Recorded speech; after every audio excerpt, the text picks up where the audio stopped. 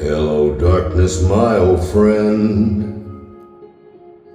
I've come to talk to you again, because a vision softly creeping left its seeds while I was sleeping, and the vision that was planted in my brain still remains within the sound of silence. In restless dreams I walked alone, narrow streets of cobblestone.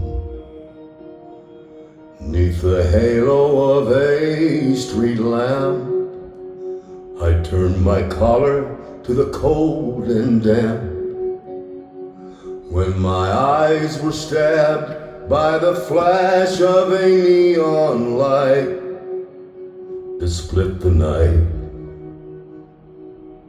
and touched the sound of silence. And in the naked light I saw 10,000 people, maybe more. People talking without speaking, people hearing without listening, people writing songs that voices never share, and no one dared disturb the sound of silence. Fool, said I, you do not know.